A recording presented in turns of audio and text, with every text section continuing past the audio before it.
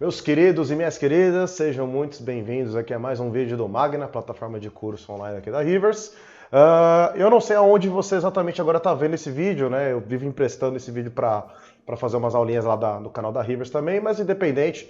Hoje, né, eu, Daniel Rivers aqui, não me apresentei, vocês já me conhecem, a gente vai estar falando um pouquinho sobre a famosa prática do voxel painting. Então, para você já ir se preparando, aqui a gente vai começar uma aula AGOG, para quem não conhece a metodologia da Rivers, onde a gente separa, a gente organiza a nossa explicação por assunto. Primeiro conceitual, depois a gente faz uma introdução, né, da interface do programa que a gente vai utilizar ali no caso, e depois a gente faz o exercício em si, a gente faz a aula com muito mais calma, né? Então já introduziu os botões, já fez toda a parte conceitual, agora é só dar aula numa boa, né? Para quem é professor, você que já deu aula aí, você vai me entender numa boa, né? Beleza, galera? E então é o seguinte, para a aula muito provavelmente que vai acabar indo para Rivers, lá para o canal do YouTube, eu não vou fazer introdução, né? Eu não vou fazer uma explicação separada só para introdução. Isso fica mais para o Magna, as aulas que vão lá para o canal da Rivers mesmo, como um aulão intensivo de Prop Modeling, elas vão ficar mais organizadas ali. Eu vou tentar fazer um mesclado entre a videoaula mesmo, né, o exercício em si, e uma introdução de interface, tá? Então vai ficar um pouco mais maçarocado, mas é para vocês sentirem uma vontade lá no fundo do coração de adquirir o Magna, né? Pô, R$50 por mês, R$49,90 por mês para ser mais preciso, né? E vocês podem entrar essa hora que quiserem. Enjoou que nem Netflix, né? Enfim, sem mais delongas, galera, a gente vai falar então sobre a prática do voxel painting, tá? Então aqui eu vou falar sobre uma parte mais conceitual sobre o voxel. Eu vou falar primeiro sobre uma explicação meio híbrida, né? É conceitual, mas eu vou estar falando sobre uma prática técnica, né? Então fica ali uma explicação meio híbrida entre um e outro. É legal eu separar essa explicação antes de falar sobre a pintura em si, porque é legal que agora a gente está em 2020 para 2021, né? E para quem já está desenvolvendo faz um tempo, sabe que a gente, né, vamos dizer assim, uns 5, 6 anos atrás a gente tinha uma prática, a gente tinha um pipeline, agora a gente tem outra, né? Então vou mostrar para vocês. Aqui tá num vídeo já dando os devidos méritos para o canal Dramenon, tá? E aqui o pessoal tá utilizando vamos dar um exemplo do UV Painting, que é uma outra técnica, tá? Então antes de eu começar, só dando um último contexto aqui, a gente vai falar sobre Substance Painter. Então vocês podem de repente estar adiantando aí, adquirir o software Substance. É uma dica legal, eu comprei ele numa promoção lá na Steam, tá? Então é um preço super acessível. Para quem é de game sabe que preço acessível e software na mesma frase não combina, né? Sempre são... Ou é gratuito, tipo Unreal e Quixel, e de modo geral, ou é uns negócios super caros, né? Então a Allegorithmic, né, que é a empresa que a Adobe comprou, inclusive, faz uns preços assim até que bem acessíveis, né? Então vocês podem estar adquirindo aí. Para quem só quer ver aí, de repente aguçar um pouco a curiosidade e entender um pouquinho melhor, para me acompanhar, eles têm uma versãozinha trial lá, dá para vocês fazerem exercício numa boa do que a gente vai passar aqui, beleza? Tem versão de estudante também, mas eu prefiro que vocês entrem no site e tirem todas as suas dúvidas. Eu não estou sendo comissionado nem nada assim, tá? Então vamos voltar um pouquinho no tempo, galera. Antigamente, né, então para você que já acompanhou todos os aulões da Rivers, tá? Ou você que está aqui no Magna, e de repente tá meio perdido, pô, o cara já tá falando de pintura, eu não vi nada de modelagem, eu não vi nada de mapeamento de coordenadas UVs, né, o famoso processo de abertura de malha. Então pausa esse vídeo aqui e volta. Para quem tá na Rivers, volta lá, aula 1 e 2 eu falo sobre isso. Para quem tá lá no Magna, tem uns capítulos acima que a gente falou sobre modelagem, a gente falou sobre outros processos, beleza? Então beleza, você que já tá aqui, já entendeu sobre modelar uma peça, orgânica ou inorgânica, já abriu a malha dela, então beleza, agora você está no processo, você está aqui no momento certo para a gente poder pegar, sendo um gancho aqui para explicar. Essa aula conceitual, galera, a gente vai falar então sobre UV Painting e Voxel Painting, depois a gente vai falar um pouquinho sobre PBR, né, que é uma técnica de pintura que respeita a física em tempo real, né, separa os mapas. Vou falar de novo sobre mapas, então vou acabar fazendo uma explicação quase que meio repetida, mas legal. Um negócio super complexo como esse é muito pertinente de falar, de repetir algumas explicações, tá?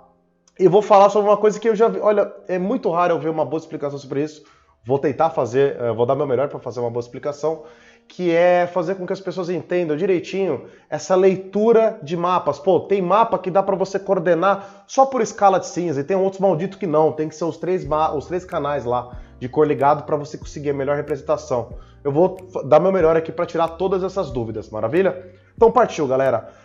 O UV Paint, galera, era basicamente o seguinte, né? Como vocês viram nas últimas aulas, você modela lá um cubo, coisa do gênero, e você o quê? Você abre a malha dele, né? Você faz uma versão planificada. Você pega todas aquelas faces, aqueles pontos que estavam ali, né, grudadinho na malha, né? A gente faz uma versão dele aberta, planificado, né? Que isso é justamente o processo de abrir a malha, unwrapping, né? E antigamente, né, eu peguei o rabicho dessa fase aqui, comecei lá meados de 2009, 2010, a galerinha pegava, abria a malha e fazia o quê? Jogava o UVW Map, né? Então já vou até abrir um bloquinho de notas, tá? Que está substituindo o nosso quadro branco, tá? Vamos começar com o primeiro nominho de mapa aqui, o VW Map. O VW Map, galera, ele nem é um mapa extremamente assim utilizado no processo de games, de publicidade e tal, porque é o seguinte, ele não é um mapa de verdade, assim, ele não é um mapa que vai dar para você, de repente, uma noção de volume no seu modelo, uma noção de brilho. Não, o VW Map ele vai te dar, basicamente, referências, linhas guias da onde estão mapeadas as informações tridimensionais do seu modelo lá 3D. Né? Então, de repente, você está lá pintando no Photoshop um quadradinho, e aí o que a gente tem que pensar? Esse quadradinho, a hora que eu fui pegar essa textura, JPEG, PNG, no final das contas, mapas são JPEGs e PNG, imagens, né? E eu for embrulhar ele no meu modelo 3D, aonde ele vai ficar posicionado, né? Aí que começa a vir a treta do tempo do UV Paint. Então você, velha guarda aí, que é do meu tempo para trás até, sabia a disputa, a luta que era isso aí, a gente pegar uma face ali, né, pinta o olhinho ali, e aí quando você exporta o JPEG lá e importa no 3D Max, do mais, sei lá onde você está fazendo, você vai ver que o olho tá para cima, tá para baixo e tal, porque é difícil a gente ter uma noção ali no 2D, da onde aquilo vai ficar projetado no 3D, né? Eu não sei se vocês já viram, de repente, tatuadores fazendo, né? Eles fazem antes um stencil, né? Que eles pegam um desenho, pega lá uma caneta Bic, desenha por cima, e depois ele joga aquilo, né? Ele dá uma embrulhada no braço da pessoa, borrifa, espera um pouco, passa com a mão quente em cima, pra quê? Com a mão quente, o calor da mão, ele vai meio que fazer aquela tatuagem meio de chiclete, né? Onde a tinta ela vai ficar. Então, quando ele tira o papel, fica mais ou menos uma demarcação do modelo no seu braço, né? O pessoal que faz tatuagem sabe disso aí. Eu sou só um pouquinho viciado, né? Dá pra ver. E aí, às vezes, acontece justamente esse problema. O desenho aqui no sulfite tá lindo, maravilhoso. Mas a gente esquece de um problema que é que depois ele vai ser embrulhado. Ele vai ser projetado. Olha os nomes agora fazendo sentido. No braço, o braço é o quê? Ele é uma peça cilíndrica e toda deformada, onde aqui em cima é mais gordinho, aqui em cima é mais fininho, aqui é maior ainda, tal. Então imagina que dificuldade. Então a cabeça do tatuador naquela hora, ele fica basicamente pegando alguns momentos ali do desenho dele e tem que dar uma leve distorção. Então é por isso que tem muito tatuador que tem a boa prática, a excelente prática, de, na verdade, estar sempre trabalhando com um computador do lado. Às vezes ele pega, eu já vi tatuador que pega no Photoshop, pega aquela ferramenta Warp, né, e dá uma alargada. Aí a hora que ele imprime fica tosco, fica horrível, mas a hora que ele aplica aqui fica certinho, né, porque ele vai colocar um desenho planificado 2D numa superfície toda montanhosa, né, toda cilíndrica, esférica, né. Então, ou seja, você viu que, olha que analogia maluca que eu fiz. Eu fiz uma comparação com a galera que faz tatuagem, mas é o mesmo problema, vocês viram? É pegar uma parada chapada 2D e colocar em cima de uma superfície que não é 2D, que não é planificada, ela é quadrada, ela tem quinas, ela tem esferas, tem cilindros, ela tem, na verdade, deformações, uma parte mais esfera menor, uma parte mais esfera maior, enfim, diversos problemas aí. Então a prática do UV Painting aqui, que eu tava falando, é mais ou menos essa. Esse cara aqui, ele tá usando uma extensão ainda, que eu desconheço bastante, né? Que ele tá fazendo uma extensão meio do 3D aqui dentro do Photoshop, né? Mas enfim, o legal é isso aqui, ó. Aqui, ó, esse sorrisinho, né? Em todo o mapeamento que ele fez desse personagem, ele tá justamente equivalente a essa região frontal do cilindro do personagem, tá? Então é aí que a gente começa a entender esse gancho aqui. Tá? Então o VW Map são referências, linhas guias, tá? para ajudar justamente nesse processo. Você vai pegar um PNG recortado. Geralmente o VW Map, quando você só vê ele em PNG, ele vai te dar um alpha, né? Ou seja, recortadinho. Pra galera que já fez meme aí na internet, que gosta de recortar a cabeça das pessoas e coloca no outro lugar, você sabe que vocês precisam fazer isso com uma imagem que vai comportar a transparência, que justamente é o PNG, né? Então você não quer aquele recorte com aquele fundo branco, tosco, verdão e tal, né? Então você quer pegar só aquele rosto e colocar em algum lugar. Beleza? Então, são linhas de referência para você ter uma guia para onde você vai fazer o sorrisinho, onde você vai fazer uma certa textura, uma certa personalização 2D, beleza? Ó, então aqui, ó, tem toda a projeção das peças 3D do corpo dele aqui, ó, só que todas elas planificadas, né? Eu tô dando um chute aqui, eu não vi esse vídeo inteiro, mas eu tô chutando, por exemplo, que isso aqui, ó, um exemplinho, deve ser o braço dele. Então, se ele fizer um tracinho aqui, ó, esse traço ele vai ficar esticadinho aqui do lado, né? Ou não, vai ficar para dentro. Não dá para saber aqui, ó, aonde é a parte lateral externa, onde é a parte lateral interna, tá? Onde é a parte frontal, não dá para gente saber aqui, né? Ó. Esses dois ganchinhos aqui, ó, visualmente, já dá para saber que deve ser, ó, a parte frontal da mão deles, né? Esse cachezinho bem típico do Lego, né? Isso aqui, então, galera, é a prática do UV Painting. E não é que ela é velha, que ela é errada, que não se usa mais. Não, calma. Cada propósito é um propósito. Por exemplo, eu utilizo muito o UV Paint ainda para fazer cabelo para personagem, né? Eu uso o XGen, eu uso o Fiber Mesh do ZBrush. Tem umas ferramentas super legais que geram cabelo ali. Mas, meu, pra gente entender, pra gente que dá aula, é maravilhoso explicar, dar a primeira explicação com o Photoshop. Pega lá os aircards, exporta um VW Map, joga no Photoshop e começa a fazer fio a fio. A hora que você exporta, joga lá no Maya, no Blender. Legal, então isso aqui que, né, o UV Paint total. O Voxel Paint, galera, é aonde a gente vai entrar. A gente vai entrar no Substance Painter. Aqui nesse vídeo eu vou só dar uma pincelada, porque justamente a gente vai ter toda a aula no Substance. Então eu vou falar de alguns concorrentes deles, tá? Eu vou mostrar aqui para vocês o Antigueira, que é onde eu conheci a técnica do Voxel Paint. Para quem não sabe, a palavra voxel é como se fosse o pixel, só que 3D. Pixel tem duas coordenadas, né? Ele é x e y. O voxel ele tem o terceiro aqui, né? Que é o eixo Z, ou Y, dependendo do software, tá? Então aqui o nosso querido Artista Livre, né? O canal dele aqui, ele tá dando uma palhinha sobre o 3D Coach. 3D Coach era um programinha que eu utilizava 1000 anos atrás. Nesse caso aqui, ó, ele já até, se não me engano, fez uma base no Photoshop, ó. Mas ele permite que você pegue o seu próprio personagem low poly. Olha que coisa legal, porque a gente tem Voxel Paint no ZBrush, né? Dá pra fazer tudo isso aqui no ZBrush, né? Eu mostrei aí, galerinha, no vídeo anterior, pra quem tá vendo aqui no canal da Rivers, eu mostrei pra vocês a técnica do baking, tá? Galera do Magna, provavelmente vocês não viram ainda, mas calma lá que vocês vão chegar lá, tá?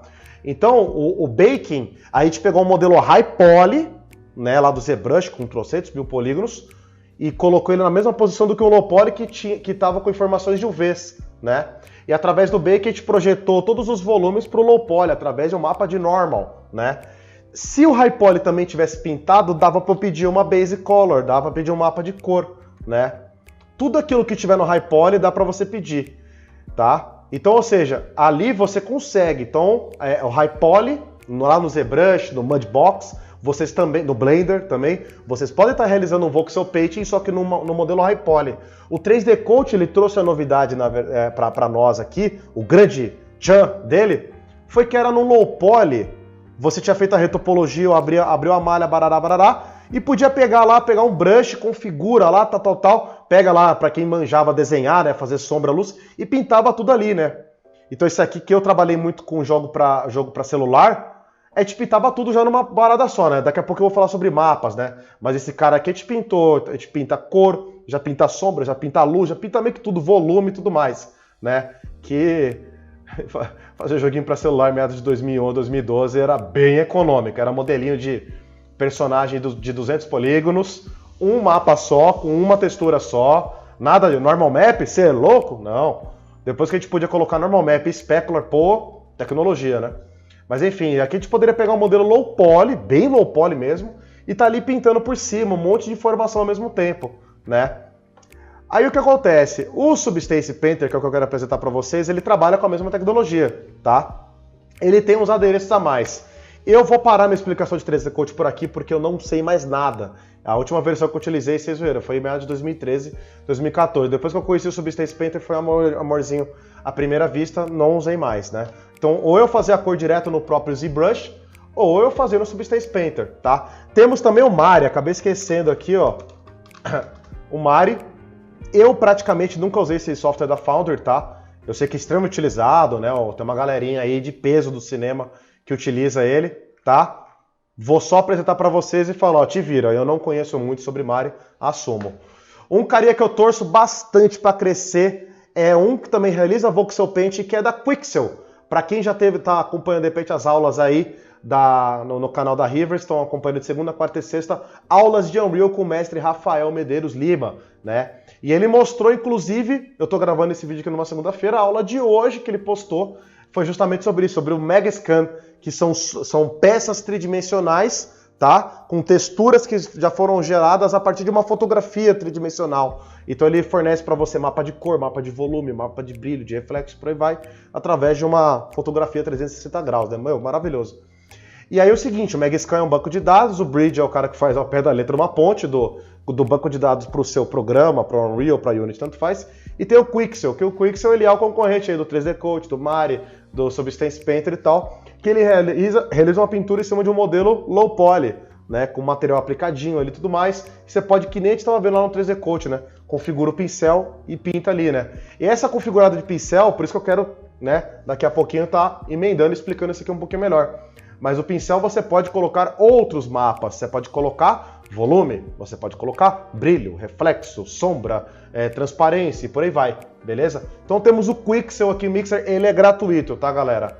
Tá, eu vou mostrar pra vocês, tá meio sacanagem, vou mostrar pra vocês um que na verdade é pago. Beleza, galera? Então essa primeira explicação aqui foi só pra falar sobre esse híbrido entre um conceitual barra tecnológico. Era muito importante eu começar a falar isso antes, porque a próxima explicação eu vou falar sobre mapas. Aí do nada vocês vão ter uma aula de UV, do nada o cara tá falando de mapa, peraí. Por quê? Qual foi o salto aí, né? Então essa primeira explicação é para falar o porquê que a gente tem que fazer isso. No final das contas é da seguinte maneira, você quer personalizar a textura do seu personagem, do seu objeto, do seu cenário, você vai precisar abrir a malha e então realizar ou um UV Painting ou um Voxel Painting. Dentro do Voxel Paint eu estou misturando também para quem prefere pintar direto no High Poly ou no ZBrush. Tá? Então, ou um universo ou o outro. Beleza, galera? Então a gente encerra essa explicação aqui. Agora a gente vai partir para a parte de mapas e PBR. Estamos de volta, então vamos falar sobre esses tais desses mapas. Então, galera, vou pedir para você que está um pouco perdido ainda para entender melhor a palavra mapa, né? A gente está muito acostumado a usar, de repente, quando está já fazendo um briefing com algum cliente, né? O cliente ele pede muito, quero textura assim, assim, assado na parede, em devida superfície ali na mesa, em algum móvel e tal. A gente evita utilizar a palavra textura justamente porque o mapa, ele é uma textura também, só que mais profissional. Ela é separada só por funções. Tem um mapa só para falar sobre a cor da madeira, os volumes da madeira, né? Um outro para falar dos volumes e por aí vai. Então dá um pulinho lá no segundo vídeo que tem no canal da Rivers, beleza? Para quem é do Magna, tá vendo esse vídeo aí, você tá safe, você já tá bem explicadinho. Beleza? Então, galera que tá me vendo pelo canal do YouTube da Rivers, temos aí no outro canal. Perdão, no vídeo anterior. Então, só prosseguindo, galera, antes de eu falar sobre os tais mapas, vou pedir para vocês aqui, dependendo do software que vocês utilizam, tá? Galera aí que é do Mari, que é do Blender, prefere texturizar no Blender, prefere usar o modo mais tradicionalzão, que é o UV Painting, tanto faz. Vamos entender primeiro de tudo o que é o PBR. Então o que eu vou recomendar no próprio site do Substance, tá? Da Algorithm, substance3d.com, vou recomendar que vocês venham aqui em cima em Community Academy, tá? Aí para quem quer usar realmente o Substance, aqui tá uma caralhada de videoaula deles, oficial dos próprios funcionários, dos próprios desenvolvedores lá do Substance. E aqui em cima ó, tem o PBR Guide, tá? Volume 1 e volume 2. Foi esse tempo que isso aqui era de graça, eu devo ter algum lugar aí perdido em algum HD da minha vida, que eu baixei isso aqui logo quando lançou, né? E era gratuito. Tinha 2 PDFs, era uma leitura bem densa. Mas enfim, por mais que seja aqui eles tenham, na verdade eles tenham a tal da palhinha, né? Já tem bastante coisa, tá? Então, galera, o PBR, ele não é o nome de um botão, não é o nome de um software, não tem nada a ver com isso, tá? O PBR, ele significa Physically Based Rendering. Based Rendering. Vamos ver se eu digitei certo, eu duvido muito. É com 2 L's. Ah, não, fiz certo, ó. Caraca. Não, tem um Y aqui, droga. Tá? Traduzindo o português mais radical nosso aqui, é um render, né? Então é uma visualização da física aplicada em tempo real. O que a física aplicada ela quer dizer? Quando a gente fala de física, a gente tem 2 universos para meio que partir, né? Então a gente tem ou o universo da física tipo de Isaac Newton para estudar gravidade, massa, aceleração, né? Que a galera que estuda animação pra caramba, né? Vai fazer o exercício de uma bolinha sendo arremessada, ela tem que ser projetada, vai quicando até parar e tal. Isso é física mesmo, física de gravidade pura, tá? A gente tá falando de uma outra física, tem esse estudo mais de exatas aí, né? Ele é um estudo mais denso, um estudo mais vasto, tá? E nós aqui, galera, você que também é do meu time, você é de humanas, você estuda arte, você vai do design e tal, só o sorry, quanto mais você quer fazer arte realista, uma arte mais bem feita, uma arte mais bem finalizada, a gente tem que ter um pezinho no mundo de exatas aí, tá, galera? Então, entender um pouquinho de física, cara, o basiquinho de programação eu recomendo, né? Programação só para deixar sua arte, né, tipo, muito mais bem aplicada, né? A gente vai falar isso aí nas próximas aulas, quando a gente for finalizar nossas peças da Unreal, tá, galera? Então, gente, a física aplicada para render é basicamente um estudo, tá? Então não é o nome de um programa, não é o nome de um software, tá? De alguma ferramenta, um plugin, tá? Então, o Blender faz uma pintura, puta, animal, negócio legal e tal. Eles estão obedecendo o PBR, eles estão sendo fiéis à física. O Substance Painter também, o Mari, o Quixel e por aí vai, Unreal. Tudo quanto é software foda hoje em dia, galera, utiliza o conceito de PBR. E basicamente o que eu tava falando, eles vão pegar uma baita de uma textura animal e vão começar a separar funções. Opa, eu quero um mapa aqui só para falar de cor. Então aquela analogia que eu dei lá na aula passada, que eu falei sobre... que eu dei aquele exemplo do mapa, né? Eu peguei um mapa ali da Europa e tal, e até dei uma demonstração de como que o pessoal utilizava, né? Para que veio o mapa, né? Que é para você conseguir apontar onde de repente o inimigo tá, eu preciso criar alguma tática para invadir eles sem que eles me vejam e tal. Então o pessoal trabalhava muito em cima de um mapa, e a galera usa justamente isso. Eu quero apontar, mapear coordenadas. Olha, aqui eu quero, nesse lugar que eu estou apontando, nessa coordenada que eu estou apontando aqui, eu quero um pouco mais de brilho. Aqui eu quero menos, aqui eu quero reflexo, aqui eu quero transparência. Por isso que a gente utiliza mapa. Então vou citar para vocês aqui, galera, os mais famosinhos que a gente utiliza em games, tá?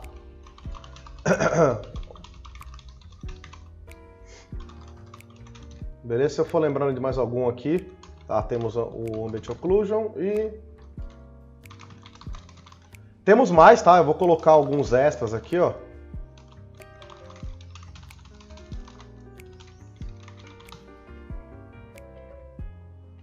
É isso, tá? Então é o seguinte, por exemplo, quando a gente vai começar a separar as funções, primeira função que a gente começa a separar é a cor. A gente precisa de um mapa cru só para falar de cor.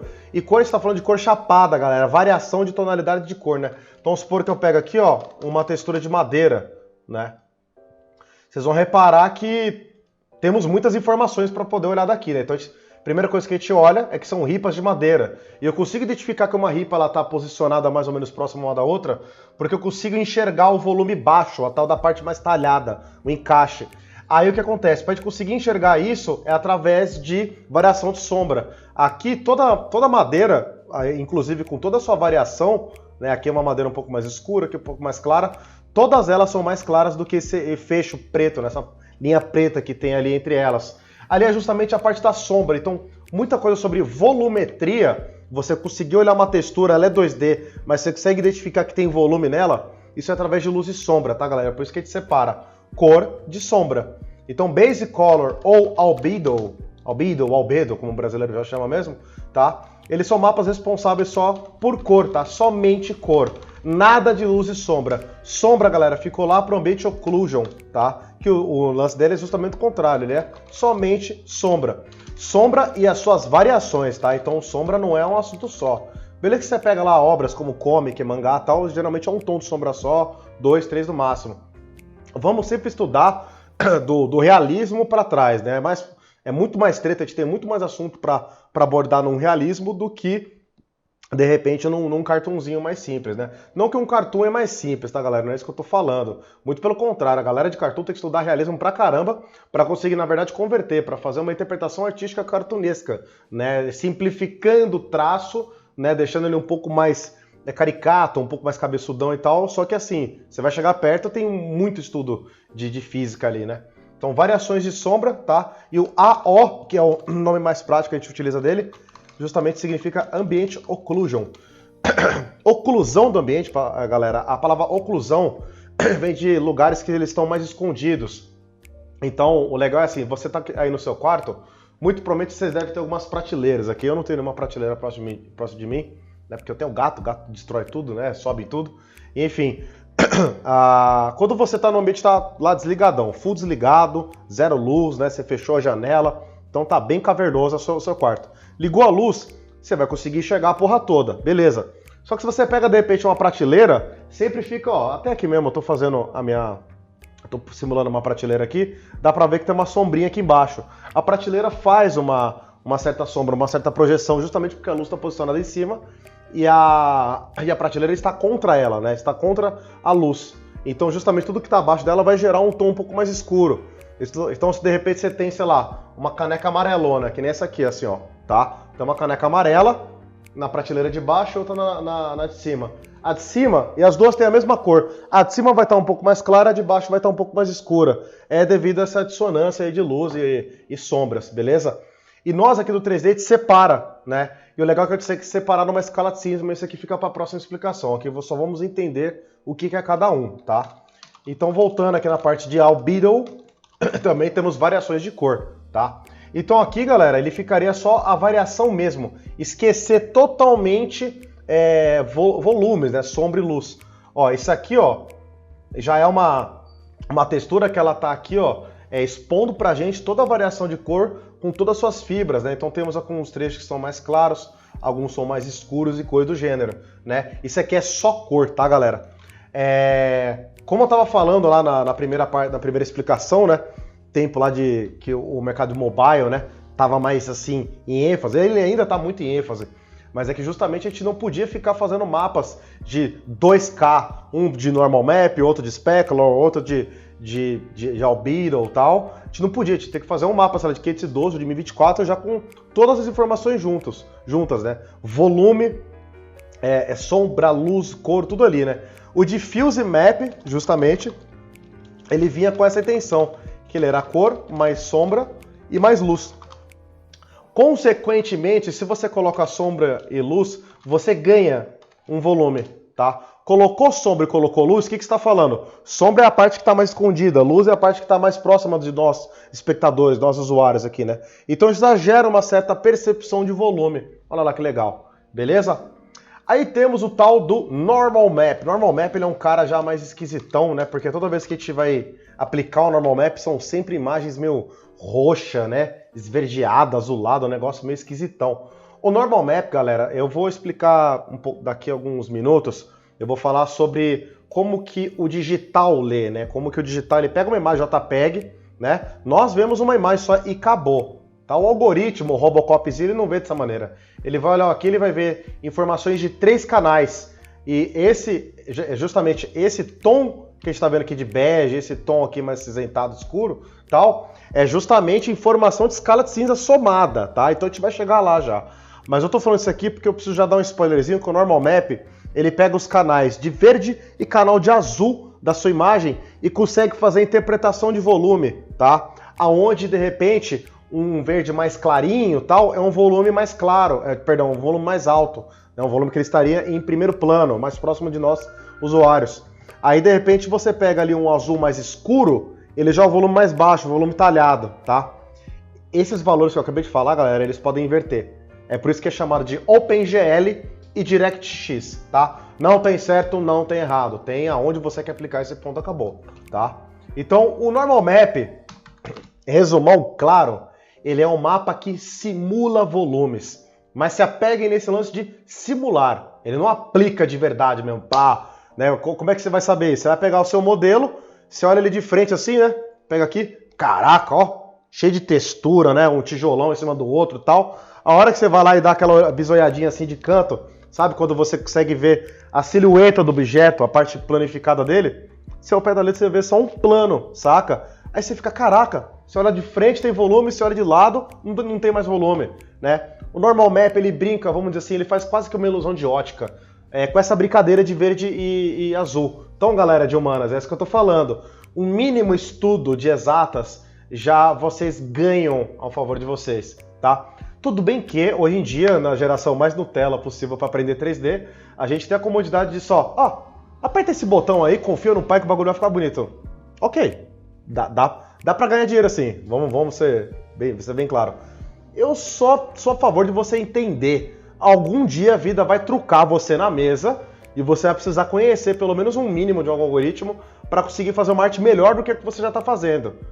Por que você não se prepara antes? Pelo menos tenta entender. Dá uma lidinha em alguma documentação para entender um pouquinho mais. Eu tô dando a primeira explicação, galera. Tô tirando a virgindade aí para quem nunca ouviu falar nesse tipo de nomenclatura, tá? Mas recomendo vocês estudarem mais. Tá, então só para facilitar a nossa didática aqui, vai ser um mapa fake de volumes, tá? Mas o legal é que ele já gera bastante volume e ele é mais econômico, tá, galera?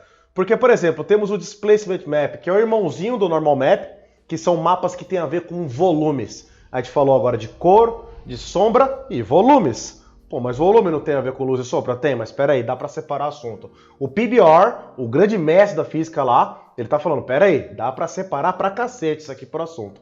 O displacement, se você jogar a palavra displacement no Google Tradutor, pra quem não tá com o inglês muito afiado aí, displacement significa deslocamento, é um mapa de deslocamento.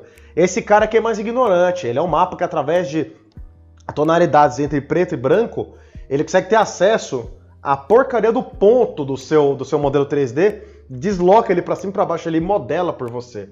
Tá? Então o Displacement Map ele é muito pesado. Até que a gente está vivendo uma novidade, já faz uns belos de uns 4, 5 anos, que em games agora tá dando para aplicar Displacement Map. Antigamente era impossível. Colocou um mapa de Displacement Map num personagem, já dava aquela baqueada já no processamento, entendeu? Displacement Map sempre foi uma coisa altamente famosa no ramo mais de cinema. Seriados, né, que tem aqueles gráficos mais fodão, né, cinema, Chris Costa lá, Industrial Light and Magic. Essa galera estupra o Displacement Map, né? Então a gente tá acostumado com isso. Aí quando você vê lá, de repente, lá, você tá... a galera que é um pouco mais curiosa, quer saber um pouco mais dos bastidores dos estúdios, das produções e tal, você vai ver um jogo que o personagem tá andando na neve e a malha vai afundando quando ele faz a pegada. Assim, você fala, caraca, isso aí não é normal map não, mano. O bagulho tá afundando, tio. Que porra que é essa? Você vai descobre que é Explicit Map, você fica, caraca, tecnologia, né? Então é um mapa, tá? De volume verdadeiro, tá? Então ele gera volumes. E tudo isso aqui, galera, a gente tá falando, ele gera uma certa informação visual, reflexo, cor, tanto faz. E aqui ele impede. Mas como que é isso? Por isso que eu tenho que falar sobre a interpretação depois. Através de escala de cinza, canal de RGB e alfa, é onde a gente pinta, onde a gente faz a tal da coordenada. A gente mapeia a coordenada. Aqui, maldito, você não vai... You shall not pass, você não vai mais aplicar nenhuma cor. Aqui você vai ter volume, aqui você não vai ter mais. É que vem uma pintura de uma coordenada mesmo. Por isso que eu preciso depois explicar sobre RGB, grayscale e por aí vai, tá? Eu vou pular um pouquinho a ordem aqui, eu vou falar sobre o roughness e o methodness. O roughness, galera, já vem implícito que estamos falando de mais de um mapa ao mesmo tempo, tá? Quando alguém está falando sobre roughness, tá? Quer dizer que, muito bem, ou ele está falando de roughness ou ele está falando de glossiness. Tem software, sei lá, você pega uma Unreal, ele só tem o roughness. Por quê? É redundância você colocar a palavra glossiness. Porque ou ele é roughness ou ele é glossiness. Pô, Daniel, não dá pra misturar a informação? Claro que dá. Calma, mas o seu primeiro passo para entender ou é um ou é outro. Roughness, jogar lá no tradutor, significa rugosidade. Ó, não sei se vai dar pra vocês enxergarem, mas a capinha do meu celular, ela é meio rugosa. Eu passo o dedo assim, ó, eu sinto uma certa aspereza. Quando você ou fabrica, ou direto vem da natureza, você pega lá uma casca de árvore, não tem uma casca de árvore pra pegar aqui. Mas você passa a mão nela, ela é rugosa, ela tem um monte de craquelado ali na superfície, que fisicamente dizendo, quando você entope desse tipo de informação ali, né? Então vou colocar aqui PBR Materials. Quando você coloca bastante informação dessa na superfície, você está impedindo um brilho, por exemplo, né? Aqui não dá para você colocar uma superfície muito brilhosa, então você pega lá pedra e tal. Pô, Daniel, mas e se eu jogar uma lata de óleo em cima? Jogar água, sei lá, qualquer coisa assim? Beleza, mas você está colocando um outro material. É uma somatória de dois materiais aí, tá? Então, ou é um ou é outro, tá?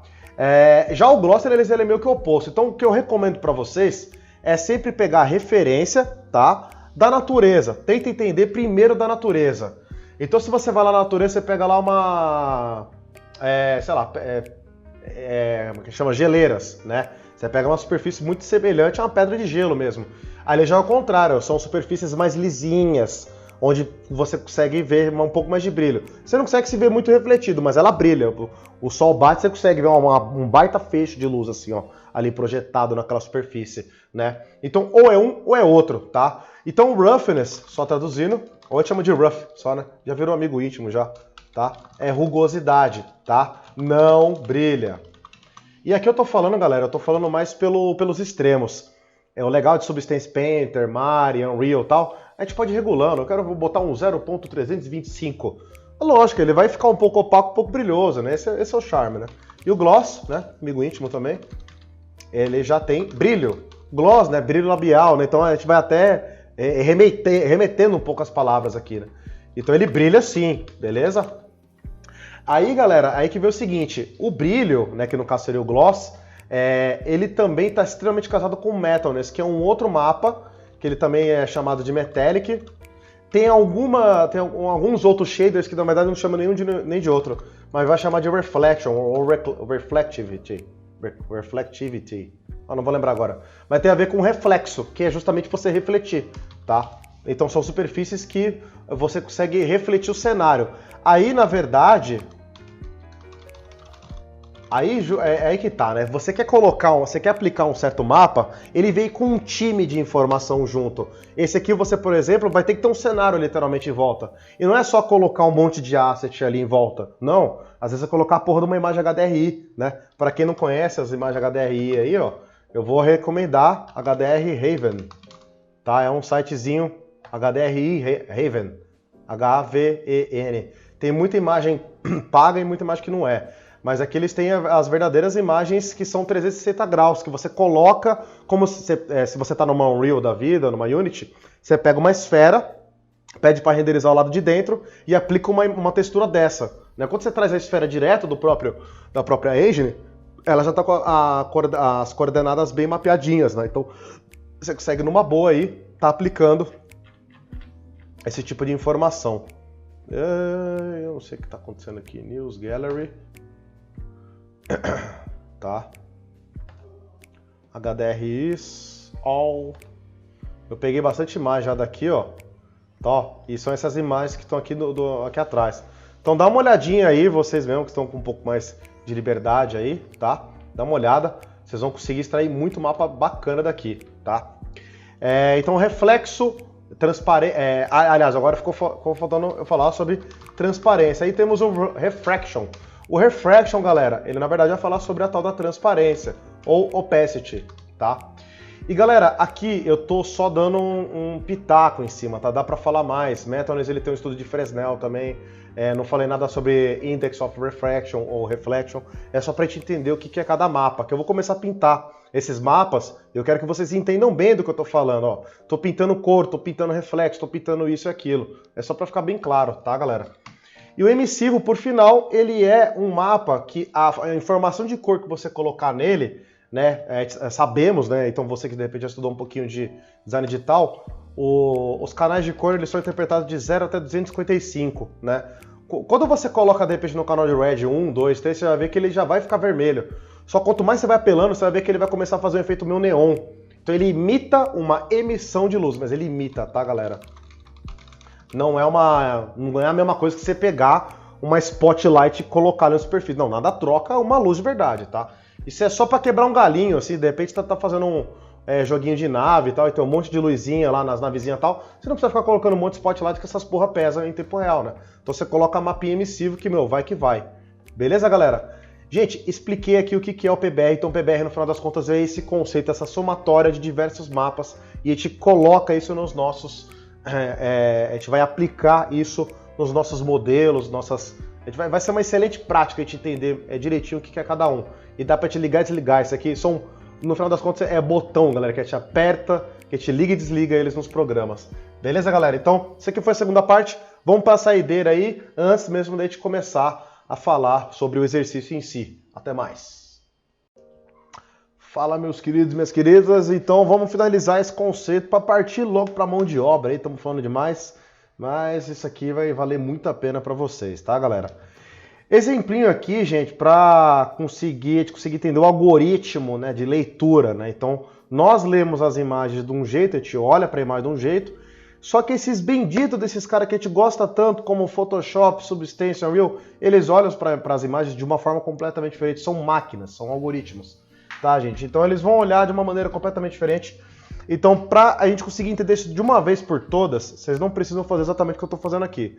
Mas eu peguei uma imagem aleatória de floresta lá, do Google mesmo, e joguei para o nosso bom e velho amigo sempre presente, Adobe Photoshop. Vamos lá. O que eu quero mostrar para vocês está aqui em canais, né? Então olha só que informação extremamente pertinente. Estamos aqui com uma imagem, então primeiro vamos fazer uma análise dela, como nós aqui, como a gente está olhando, nosso olho. Você que está vendo comigo, espero que você não seja uma máquina, senão a gente vai estar vivendo em um tempo de Exterminador do Futuro, Matrix, tem umas loucuras doidas aí. Então aqui, no caso, a gente está olhando para essa imagem e qual que é a cor que está prevalecendo, quem que está ganhando a briga aqui? É o verde. Aonde eu olho quase aqui tem verde. Quais são os momentos que ele perde a briga, onde não tem mais tanto verde? De repente no tronco que é marrom. Marrom, galera, para quem lembra das brincadeirinhas de prezinho aí, de pegar tinta guache e ficar espalhando que não retardado assim na folha, vocês vão lembrar que o marrom vem do vermelho, tá, galera? Misturou o caralho a 4, mas ele vem do vermelho. Marrom, ele é considerado o quê? Uma cor quente, tá? Então ele tem um canal de cor que não vai combinar muito com o verde, tá? Então, mas eu ainda não tô falando sobre canal de cor. Tem uma pedrinha aqui embaixo no nosso canto inferior esquerdo, que ela tá um cinza escuro, mas ela tá dando uma brincada ali com um pouquinho de, né, um pouquinho de azul, uma coisa do gênero assim. E enfim, de repente uma quarta cor que eu consigo observar aqui é lá no fundo onde eu tô vendo a luz, quase que a luz do sol, né, a luz entrando ali, e a hora que ela bate ali com o verde fica uma coisa mais amarelada, tendendo um pouco mais pro branco, vamos dizer assim. A parte mais clara dessa imagem é justamente esse momento aí, tá, gente? Então, isso aqui é como a gente consegue enxergar as coisas, tá? Vamos voltar bastante no tempo, eu não faço ideia quem que conseguiu essa proeza, eu simplesmente queria dar um carro para esse cara, se eu pudesse, de prêmio para agradecer ele, que teve algum engenheiro ou uma engenheira que teve a brilhante ideia de como uma forma da gente traduzir coisas que a gente vê na vida real para o mundo tecnológico, o mundo digital, vamos dizer assim, separar esses caras por 3 canais de cores, né? E quando a gente fala sobre canal de cor, galera, vamos entender o seguinte, ó. Agora eu vou precisar fazer uma outra parte da explicação, tá? Que quando a gente fala sobre canal de cor ou canal de informação, tanto faz, tá? Para quem já brincou aí com Blender, com 3D Max e tal, vocês estão ligados? Quando a gente pega um modelo 3D, a gente pega um material e aplica nele, a gente tem um grande acesso a vários tipos de mapas que você pode colocar ali. Basic Color, biriri, bororó. O que está acontecendo ali? A gente está brincando sobre valores, tá? Valores, galera, muitas vezes eles são medidos, o modo de medir eles é entre 0 e 1. 0 é basicamente nada daquela cor, tá? Ou daquele valor. Eu vou, galera, na verdade, generalizar para informação visual ou informação de um modo geral, porque eu não estou falando aqui só de cor. Por exemplo, se eu estou falando do canal de Normal Map, estou falando do canal de Reference e tal, a informação visual é outra. Se eu estou no Reference, eu estou ligando e desligando o brilho ou se é uma superfície um pouco mais opaca, tá? Se eu estou ligando e desligando, mexendo entre 0 e 1 num canal de opacidade, eu estou deixando ele visível ou não visível, transparente, tá? Então o 0 está desligando, tá? Ou seja, ele não tem nenhuma informação, tá? Sem valor, tá? E o 1 igual ligado com valor, tá? E geralmente, galera, esses valores eles são obtidos através de cores pretas e cores brancas. E a escala de cinza é justamente toda a nomenclatura que tem entre eles, toda aquela porcentagenzinha, né? Então aqui o preto geralmente já é o número 0, tá? E temos aqui também o branco, tá, galera? Então é o seguinte, eu tô aqui chamando de 0 e 1, tá? Dá para ir quebrando bastante, botando bastante número quebrado aqui. Por que eu tô falando isso, ó? Como eu disse, nós aqui humanos, a gente analisa mais ou menos do jeito que eu falei aqui no começo da aula. Só que, olha, vamos fazer o seguinte, eu vou desligar o RGB aqui, eu vou deixar só o vermelho ligado, ó. Poxa, a primeira coisa que já tá loucura pra mim é que tá preto e branco. E olha só que legal, se eu pego esse preto e branco, eu vou ligar o verde agora. E vou desligar o vermelho. O verde também é escala de cinza. Olha que danado. O azul, desligar o verde aqui, ó. Só o azul, também é escala de cinza. Um pouco mais hardcore, né? Ele tem mais preto e tem mais branco. Vamos traduzir a minha explicação aqui, galera. Eu vou pro verde, que é rapidão. Vocês estão reparando que as folhas, basicamente tudo que eu apontei que é verdezão, né? Que era para ser um verde assim bem chamativo, né? Agora vai poupar um monte de e-mail aqui, um monte de coisa que eu já dei ok na vida. Parou? Parou. Tá. Então tudo aquilo que eu apontei para vocês como sendo verde, né? Então estamos falando do canal de R. Então o valor que a gente está falando é a entrada da cor verde. Você pode ver que ele está sendo representado pela cor branca. Então branco, ele é uma porta aberta. Pode vir. Vem, verdão. Ele vai deixar o verde entrar e ser renderizado visualmente para nós. Vamos lá para o vermelho, ó. Você pode ver que os troncos de árvore ele tem um pouco mais de informação de vermelho. E olha só que engraçado. Aquela parte que eu falei que é a entrada de luz aqui na floresta, ela tá brancona. Quer dizer, então, que ali era para estar vermelhão. Não precisa estar vermelho exatamente, é uma cor quente no caso, tá? Como ali no caso ele estava renderizando pra gente um amarelão, então ele estaria muito mais propenso, ele tem muito mais lógica tá presente no canal de red do que no green e no blue, certo? E olha só que loucura, o blue aqui, ó, quando você liga ele, ó, a imagem fica toda escura porque quase não tem azul. Aí que vem uma curiosidade, né, que o nosso olho, ele prega 1001 peças em nós o tempo todo, né? Desde manhãzinha, quando a gente bate o dedinho na quina da cama, né? A gente não viu a maldita quina ali, o dedinho viu. Enfim, fica pregando um monte de peça da gente. Então, ó, a grande peça aqui que o nosso olho tá pregando a gente é que tudo tem azul. A gente só não consegue enxergar direito, né? Que o nosso olho é uma topeira. Não é essa coisa específica, precisa pra caramba. Por isso que eu brinco de ligar o olhinho do Robocop. O Robocop, ele consegue ter uma precisão pra você falar, olha, aqui tem azul, aqui não tem. Entendeu? O nosso olho não, o nosso olho é uma topeira. O olho do ser humano é uma vergonha ali, tá? Então, galera, o que eu tô falando pra você é o seguinte, o RGB, quando tá os três somados, ó, quando eu clico aqui no RGB, ó, aí ele dá aquela cor que você tá vendo. Eles sozinhos, eles são meras escalas de cinza, tá? Então, quando você isola, tá? Então eu tô falando da escala de cinza, ela no caso, ou é o R, ou é o G, ou é o B, tá? Então, todos aqueles mapas que eu tava falando pra vocês, galera, eles são ou interpretados com os três ligados, eu preciso ligar os três para enxergar aquela cor, ou é um só de cada vez. Vamos fazer uma listinha aqui, ó. No RGB a gente tem um triozinho paradadora, que vai ser a cor base, Basic Color. Temos o mapa de emissivo, que as luzes elas podem ter a cor que você quiser, tá? E o Normal Map. O Normal Map, por ter essa brincadeira entre Green e Blue, né? É uma coisa que é extremamente necessária de ter esses dois canais funcionando. Pô, Daniel, e o R? O R, né? Ele é quase que inútil no Normal Map, né? Mas ele, às vezes ele pode vir para fazer um terceiro algoritmo aí, mas enfim, isso aí a gente vai ver nas aulinhas de Unreal, tá? E na escala de cinza, porra, tem um monte, velho. Todo o resto. O Roughness, tá? O Roughness, Opacity, Ambient Occlusion, Metallic, que mais que eu falei? Lacema Displacement. Tudo isso aqui, a leitura é feita por escala de cinza, tá? Acho que eu falei todos já. Beleza? Etc. Vou colocar aqui. Ou seja, escala de cinza total. Por quê? Se o 0 desliga e o 1 liga, né? Ou seja, o preto desliga e o branco liga, pô, então vamos lá, o Roughness. 0 de Roughness. Vamos fazer a continha aqui. Meu Roughness lá da minha imagem, ele está em 0. Então, como ele é um cara que o oposto dele é o Glossiness, quer dizer que o Glossiness está em 1. Então, o Roughness 0 quer dizer que ele está brilhoso. O Roughness em 1, ele está com a superfície bem opaca, tá? Cuidado, galera, na hora de traduzir, nós aqui, né, no Brasil, falando português mesmo, a gente fala que uma superfície, quando ela está opaca, ela não tem brilho, né? Ela não tem transparência nem nada. Uma superfície opaca. É que é muito fácil confundir que lá no inglês, opacity, que é quase, ó, são 4 letras em comum. Só que não, opacity lá é transparência, cara. É 2 P pra gente se confundir aqui.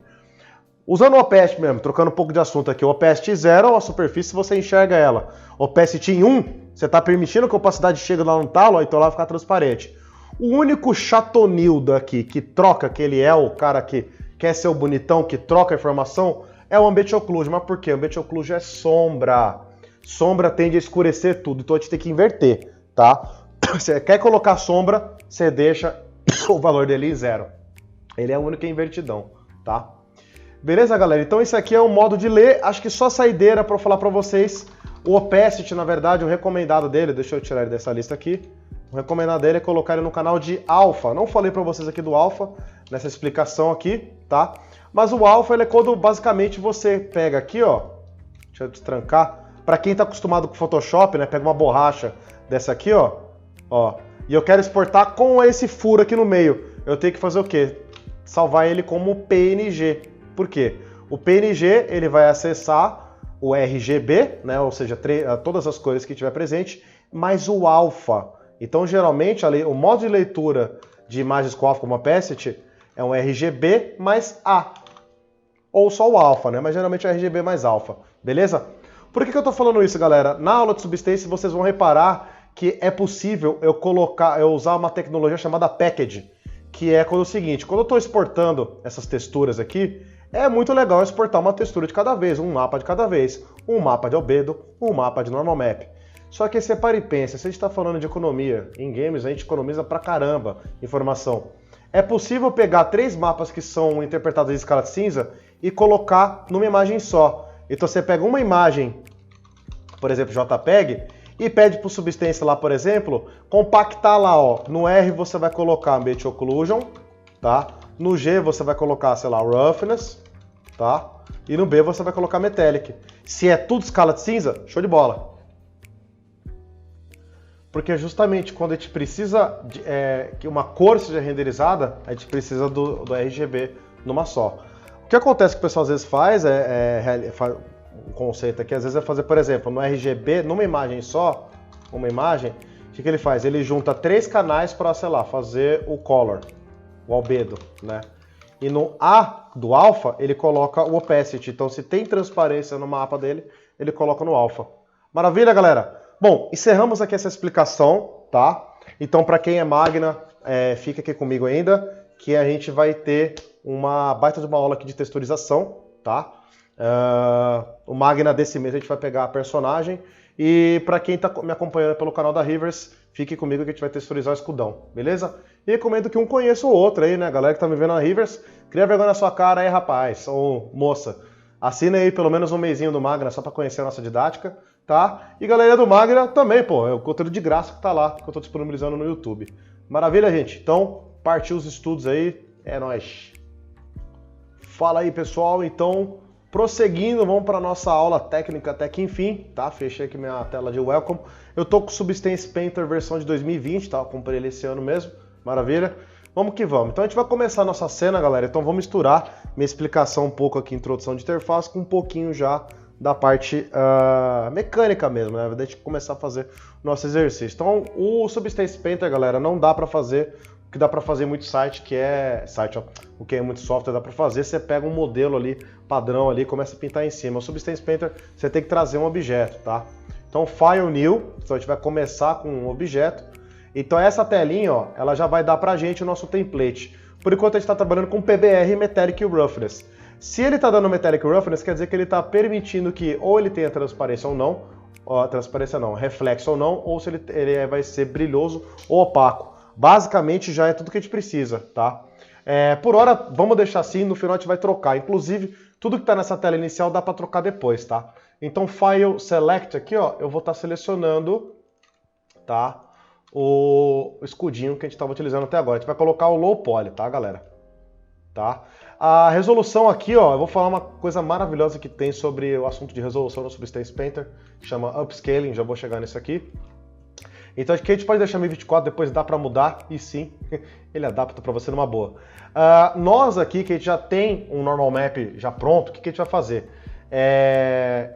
A gente pode adicionar aqui, ó, add, tá? O normal map que a gente trouxe de algum bake aí, beleza? Se de repente você está iniciando o seu projeto aqui do zero dentro do Substance, não tem nenhum mapa de fora que você fez bake e tal, ignora o que eu estou falando. Nesse caso aqui a gente vai trazer um normal map já de fora. Vamos dar um OK aqui. Então o que eu falo sobre caprichar na hora de colocar o nome do materialzinho é que aqui é o seguinte, ó, a gente vai ter na nossa barra lateral direita propriedades de um modo geral, tanto do documento, tanto das camadas específicas que a gente está fazendo. Aqui na parte de baixo, nós temos o famoso shelf, onde é organizado a parte artística do Substance, onde você pode colocar material, você pode trocar a configuração do seu brush, colocar partícula, dá pra fazer umas partículas de efeito foda aqui, tá? Pra galera que curte fazer UV Paint, tem aqui o quadrante da direita, onde minha câmera está ocupando, e temos aqui a visualização 3D. Temos aqui informação de documento, né, para importar, salvar o documento, por aí vai, e aquela famosa barrinha artística, bem à la Photoshop, tá? Então, galera, vamos pegar esse quadrante da direita. Às vezes ele está disponibilizado um pouquinho diferente para você, mas o que vocês têm que procurar aqui, que eu vou explicar agora, está em Texture Set List, tá? Eu fiz a proeza mágica aqui, ó, de não dar nome no material, né? Eu vou até conferir. Acho que foi essa caquita mesmo que eu fiz, eu não dei nome. Né? O certo é dar nome lá no Blender mesmo, tá, galera? Então, na hora de aplicar o material, por favor, dá o nome lá referente ao que aquele mapa ele se trata, né? Ah, ele tá falando de... sei lá, tá falando de metal, tá falando de alumínio e tal. Então taca lá, beleza? E aí é o seguinte, essa separação, na verdade, que eu acabei de citar, ela é meio que religião, né? Tem gente que prefere, na verdade, selecionar as faces, aplica um material, seleciona outras faces, aplica outro material, e uma mesh só pode comportar trocentos materiais. E tem gente que prefere picotar o objeto, seleciona as faces, dá um detach e aplica outro material. Aí meio que uma mesh e um material, né? Então, na verdade, você tem que analisar a proposta do seu projeto. Acho que esse aí é o que mais pega, porque cada material, isso na aula de Revit vai falar mais, mas cada material ali que está sendo visualizado, ele tem um draw call, né? Se um material que você colocou tem trocentos mapas, ele é um draw call mais pesado. Enfim, a gente vai falar sobre isso lá. Então o material que a gente está pintando aqui é o Default Material, é o nome que vem padrão, caso você não renomeie, né? E aqui em Display Settings, ó, você já pode, geralmente esse cara, ele tá aqui no canto, ó, ele é um dos 4 ícones que vai estar aí para você, tá? Mas basicamente, ó, se você aumenta aqui o Opacity, ele é a transparência daqui de trás, né, da própria imagem HDRI. Descendo um pouquinho mais, ó, tem o Rotation, tem o Blur, ó, tal. No próprio Shelf aqui embaixo, galera, vamos um pouquinho mais corrido, como é vídeo, vocês podem ir pausando e acompanhando aí, tá? A gente vai ter aqui, ó, Environments, aí tem outras imagens que a gente pode estar colocando, ó. Clique e arrasta só, bem difícil, ó. Tem um cara no telefone ali, ó, que da hora. O cara ficou famosão. Aí, ó. Tá? Segura o Alt, clica e arrasta fora. Tá? Alt com scroll, você tá fazendo PAM, zoom in, zoom out, tá? E aí é o seguinte, gente. A gente pode muito bem... Eu vou mostrar o modo mais dumbs aqui, que é em camadas. Essas camadas aqui, elas estão referentes ao material. Aqui, se tivesse um outro material e eu selecionasse ele, as layers iam ser só para aquele outro material, tá? Então temos aqui, ó, Materials e temos materiais pré-prontos, tá? Vocês podem baixar da internet, de repente aí, no futuro eu vou mostrando isso aqui com mais detalhe para vocês aí, tá? Então esse Iron Raw aqui, por exemplo, ele é nativo do próprio Substance.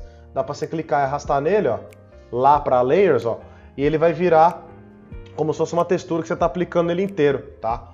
Ó, já deu para ver aqui que não tá muito bonito, né? A textura que não ficou muito ok. Tá? Inclusive, deixa eu só testar aqui com vocês rapidinho.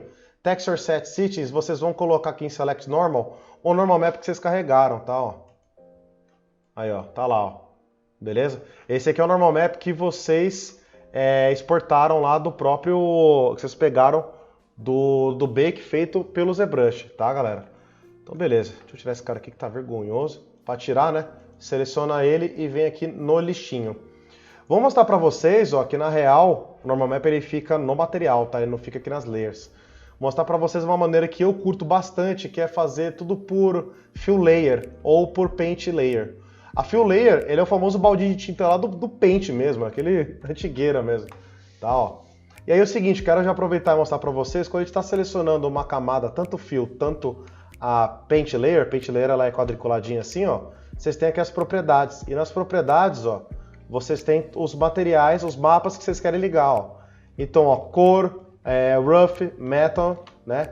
E o Normal Map, ele vem casado com esse height, porque o Normal Map, como eu tinha explicado antes, ele vai falar sobre volumes. Aí o questionamento é, volume o quê? Positivo, negativo, para cima, para baixo? Não dá pra gente saber muito bem. Então, ligou o Normal Map, já liga o height. Aqui nesse exemplo, galera, eu vou separar todo mundo, na verdade. Eu vou colocar só o color, tá? E vou dar um exemplo aqui, ó, de um escudão mais marrom, né? Uma cor mais assim, ó. Então esse cara aqui, ó, eu vou até arrastar ele para baixo, ó. Dou 2 cliques para poder renomear e ele vira a minha base color. Ele só é responsável pela cor base do meu objeto, tá? E eu posso clicar numa outra aqui, ó, uma outra fill layer, desligo a color, todo mundo deixa só o rough. Então, por exemplo, aqui eu posso falar só sobre o brilho. E no metal, ó, eu posso colocar rough e metal. Então ele fala sobre brilho e reflexo, ó. Olha lá que legal. Tá? Então vou colocar aqui, ó, metal rough. Beleza? Aí é o seguinte, ó, a layer comum, né, ó, deixa eu até deletar ela, você gera uma, ó, só clicando aqui, tá? A fill layer não dá pra você pintar. A layer artística dá pra você pintar assim numa boa. Aí o lance é o seguinte, galera. Se vocês estão com o brush aqui selecionado, ó, tá? Quando selecionou o brush e tá numa layer vazia, artística, aí a parte de propriedades tem um pouco mais de subabas, né? A aba com suas subabas. Então nesse caso aqui a gente tem a parte de material, ó. A primeira é configuração de brush normal, normal mesmo, tipo tamanho do pincel, ó, que aqui é o abre e fecha colchetes, tá? Flow e opacity, tá? Que é para você diminuir um pouco a opacidade do próprio brush, para cada pincelada ter adicionar um pouquinho mais de cor e por aí vai. E galera, antes de eu até falar sobre o resto aqui da parte de pincel, caso a gente queira, né? Ah, não gostei muito da UV aqui, quero dar uma corrigida. O legal é o seguinte, você vai lá no Blender, no seu software que você está modelando, exporta ele de novo em cima do mesmo nome, recomendo, né? Em cima do mesmo FBX, Edit, Project Configuration, Select e carrega novamente o mesmo FBX. Aí ele meio que reaproveita, inclusive se você fizer alguma pintura e tal, ele recalcula onde você fez. Caso você tenha mudado muito a localização das UVs, né? Ele tem esse algoritmo, tá? Então, sobre a parte de pintura, como eu estava dizendo, nós temos a configuração do pincel, tá? Temos um alfa, que inclusive a gente pode vir aqui em alfa e tá escolhendo algum, ó. Você pode aplicar e colocar como se fosse na ponta do pincel, bem Photoshopão mesmo, dá para você colocar um pincel ali. Eu prefiro, na verdade, utilizar alguns pré-prontos aqui em Brushes, que aí ele já carrega não só a configuração de alfa, ele não coloca só um desenho na ponta, mas ele configura espaçamento entre uma pincelada e outra, ele faz um negócio mó legal. Vamos chegar lá. Inclusive, eu já vou escolher um dirt aqui, ó, para fazer uma sujeirinha nele, tá? E a gente vai fazer o seguinte, ó, a gente pode vir aqui, ó, em Material, tá? E aí é o seguinte, a nossa pincelada pode ter mais de um mapa. Eu vou fazer uma brincadeirinha aqui, ó. Eu vou fazer, na verdade, como se fosse uma mancha de sangue, né? Vermelhona, tá? Um vermelho já um pouco mais envelhecido. E eu posso fazer tudo ao mesmo tempo. Eu já posso habilitar o Normal e o Height, né? O Normal ele fica somente uma informação tipo, estou ligado. E o Height ele fica assim, ó, valores positivos e negativos. Tanto que ele começa no 0, para minha direita é positivo, ou seja, você adiciona o volume, e para a esquerda é negativo, você talha, você tira o volume. Colocar um pouquinho para fazer tipo aquele que espirrou sangue mesmo, assim, com um pouco mais de volume. E um Rough para falar que é um sangue com um pouquinho mais de, né, um pouquinho mais de brilho, ó. Então você pode aumentar um pouco o tamanho do pincel, ó, e você vai pincelando. A meu ver tá bem zoada aqui no caso, né? Eu vou até abrir o Blender para a gente poder já atualizar isso aqui em tempo real, tá? Não é bom ficar mudando muito por causa do bake, tá, galera? Então é uma coisa que eu preciso investigar o que aconteceu aqui. É bom não mudar muito essa posição devido ao normal map do bake, tá? Vamos lá, rapidinho no Blender. Fala aí, povo, tive que dar uma pausa aqui para vir aqui investigar o que aconteceu. O que eu descobri? Descobri que, na verdade, a UV, ela estava mal projetada mesmo, tá? Então, o Substance Painter, aliás, todo esse pipeline que a gente está utilizando, ele é zero impeditivo. Eu acho até importante eu mostrar aqui para vocês como corrige em tempo real, né? Nada como dar problema aqui ao vivo e a cores, né? Então, UV, tá?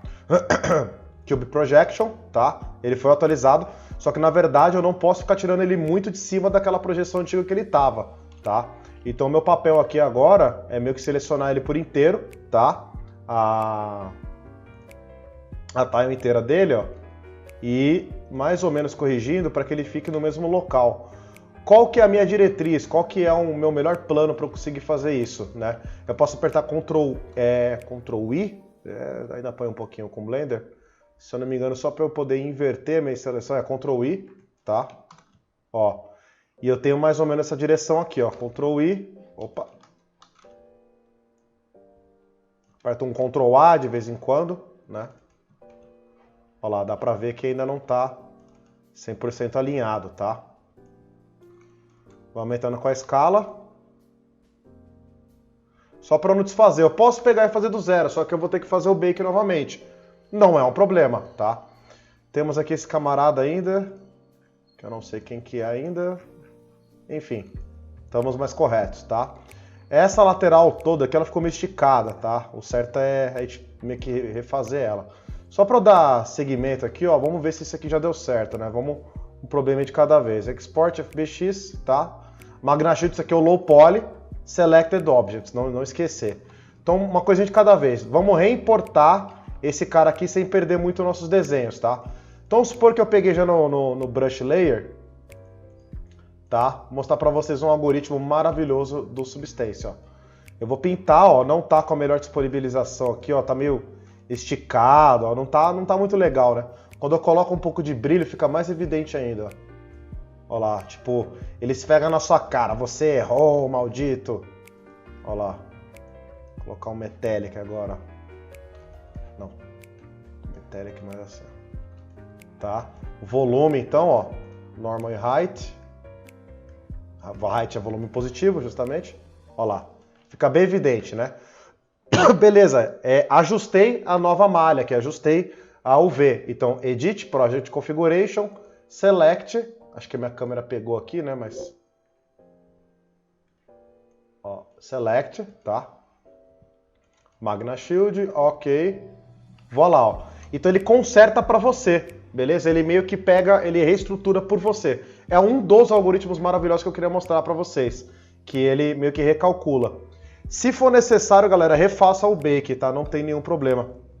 Eu já tava até com uma cena aqui aberta bem no Paint, tá? Caso eu precisasse gerar novamente, tá? Então é o seguinte, show de bola, tá lá. E aliás, caso vocês precisem, é o seguinte, ó. A gente pode fazer assim, ó. Gerei um novo normal map, né? Pega, isso, minha câmera aqui na frente. Joga ele para cá o seu novo normal map, né? O gerado pelo Bake. E aqui vocês precisam colocar ele em textura, tá? Undefined. Você vai falar para ele que é uma textura. E na hora de importar, vocês precisam falar o seguinte. Ou ele é para essa seção é considerada quando você abre o programa, tá? E fecha. Fechou, você encerrou uma seção. Ou o seu projeto. Como eu não renomeei o meu projeto, né? Eu não salvei ele. Vamos supor que eu tivesse salvo com o nome de pintura escudo, tá? Quando você não salva, ele vai pegar o nome do template. O template era PBR Metallic Reference, dava para ver no começo. Se eu tivesse salvo, vai aparecer Project Pintura Escudo. Então ele fica para sempre ali. Se você trocasse para projeto, pintando um gato, por exemplo, é uma outra cena, esse normal map não vai ser carregado na cena do gato, tá? Se você quer para sempre, né? Vamos supor que é um normal map extremamente útil, que ele vai servir para várias outras configurações, outras pinturas. Você pode colocar em chave porque ele fica para sempre, tá? Aí no caso aqui eu tinha colocado o Project PBR Metallic Reference, só tem que vir Texture Set Settings e trocar aqui, ó. Tem que clicar aqui, tá? E carregar o outro, beleza? Outra vantagem maravilhosa que eu ia falar para vocês é que ele faz o upscaling. Para quem trabalha bastante aí com digital, né? Para quem trabalha com Photoshop, sabe que é o seguinte, né? Aqui eu tô pintando em 1024, então esse detalhe tá meio craquelado porque tá numa textura de 1K ainda só, né? Então, se eu fosse diminuir a textura, beleza, fosse para 512, tranquilo. Se eu pedisse para subir num Photoshop da vida, para 2048, para 4K, ele ia ficar craqueladaço, né? Os novos pixels gerados, duplicados, quadruplicados, eles não saberiam muito bem o que fazer. Aqui esquece isso. Bota o size aqui, troca para 2048, ele recalcula assim, ó. E tem a tecnologia do upscaling. Só que eu recomendo pintar em 1024 por 1024, tá, galera? Então, gente, ó, com esse setup de material e de pintura, dá para ir longe, tá? Dá para ficar horas aqui explicando outras coisinhas, mas acho que com essa primeira introdução já dá para ir bem longe, tá? Inclusive, ó, só uma saideira, eu vou falar aqui a visualização, dá para você fazer um de cada vez, né? Basic Color, Height, Roughness, tá, ó. Metallic, Normal, beleza? Tem bastante coisa aqui já configuradinha, tá? Então o que eu vou fazer aqui, ó, eu vou dar mais uma pintada, para a próxima aula aqui eu vou estar falando o que eu fiz, tá? A gente vai configurar ele no Unreal, e no Unreal justamente a gente vai colocar todos os mapas funcionando, tá? Só o seguinte, galera, presta atenção nesse finalzinho aqui, ó, File Export Textures, é muito pertinente para a próxima aula, a gente está utilizando o template da Unreal, tá? Como a gente vai utilizar o Unreal, Output Template, vem aqui, ó, e troca ele para Unreal 4 Package. O SSS Package é para quem está trabalhando com personagens, tá? E aí é o seguinte, ó, vocês vão colocar o local que vocês querem exportar aqui, beleza? E o formato, eu recomendo PNG mesmo, beleza? E aí é o seguinte, ó, tudo aquilo que a gente estava falando, né, de colocar em mapas, olha só que legal, galera. Aqui, ó, esse aqui, por exemplo, é o cara que vai exportar texturas de cor. E ele já está junto com opacidade no canal de alfa. O RGB aqui, né, nessa outra textura, ele está carregando Occlusion no canal de vermelho, o Roughness no canal de green e o Metallic no canal de blue, tá, galera? Normal Map, eu coloquei um segundo Normal Map, tá? Eu vou explicar um pouquinho melhor na próxima aula isso aqui, tá? E na verdade, assim, eu vou, na verdade, fragmentando a minha explicação. Como eu expliquei bastante coisa conceitual, tá? Aqui eu vou deixar agora para vocês pintarem e conseguirem entender com as coisas que eu expliquei no conceitual. Meu objetivo na próxima aula, eu vou trazer isso aqui pintado, vou fazer um breakdown já bonitinho e a gente configura ele na Unreal. Maravilha, galera? Muito obrigado por ter assistido a gente. Para quem tá me vendo aí pelo YouTube, aliás, esse vídeo é só pro YouTube, perdão. Pro Magna é outro vídeo. A gente tá tendo aula de personagem esse mês de outubro lá no Magna, bem interessante. Quem tiver interesse aí, procura a gente, beleza? Então, galera, aquilo de sempre, né? Deixa o like, se inscreve aí, por favor, ativa o sininho, né? Toda segunda, quarta e sexta a gente tá tendo aula de Unreal às 2 horas e toda terça e quinta aula de cenário, aula de prop modeling para games. Maravilha, galera? Muito obrigado e tamo junto. Até a próxima.